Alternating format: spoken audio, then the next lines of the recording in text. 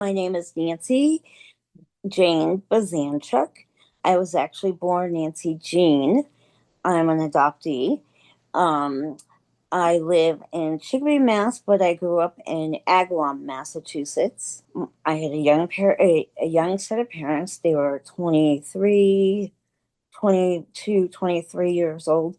They already had a 13-month-old baby, and I was born in 1973, the year of 504 went into effect. I was given up at birth for the better interests of my biological parents, but also so that my 13-month-old sister could have a better, healthier life. The hospital told them I wouldn't make it through the night. My birth mother never saw me. Um, I got taken out, had my last rites, stayed at Bay State for 2 weeks, didn't die. My birth parents were told if I made it past the first night, I wouldn't make it to my third birthday. If I made it to my third birthday, I would be severely mentally and physically disabled. So back in the 70s, when a baby was given up, it went to a, a foster home that was just there to take babies before they would get adopted. So my parents got me.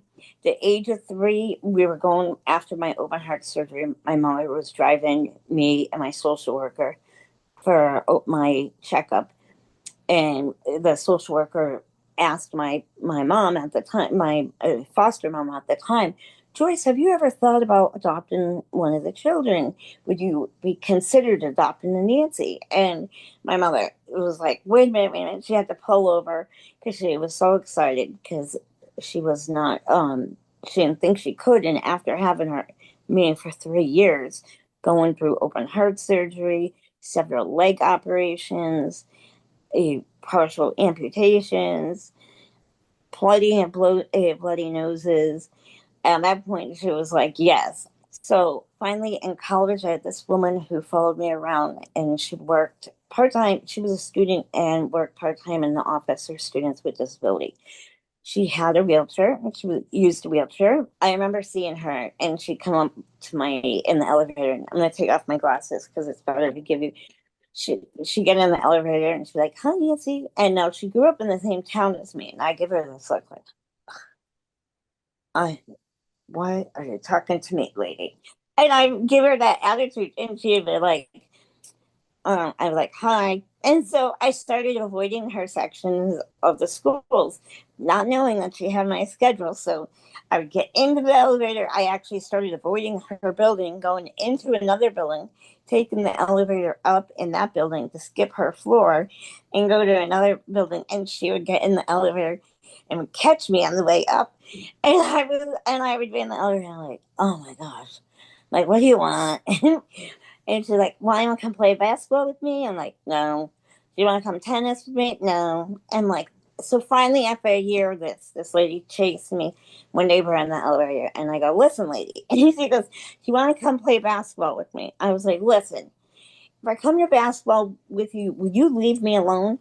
She goes, "If you come to basketball with me and give it a fair chance, I'll leave you alone." So we went to wheelchair basketball, and there were all these guys. I rode in, and I was in this hospital style chair, and these guys were all in like, some of them were in sports chairs, some of them were just in really good everyday chairs. And it was like rolling in, and like they were all in Corvettes, and I was in a clunker. I was like, oh crap. I'm like, so now I'm feeling a little, intimidated. And there was a guy about my own age, and he was like, "You know how to play basketball?" I'm like, "Yeah." So he takes the ball and he whips it at me as hard as he can. And thank gosh I caught it. We go off to play, and then he's like, "Let's see if you can shoot." And then I'm not even thinking about it. I come back in my wheelchair. I bring my arm up and I throw the ball. As I throw the ball over, I flip over, bang, on my head. All the guys wheel by and go, "Ha, first time in a wheelchair," and just keep playing. That was my aha moment. It was like, I found my people. I get it now. These are the people, and these are the people who have been in my life that I didn't accept at the time. I have always felt like my me as a citizen, as a person with a disability, as a woman as a disability, I feel I've always been second guessed I've always been uh, second second tiered. Every time I have to go somewhere, I have to ask if the place is accessible.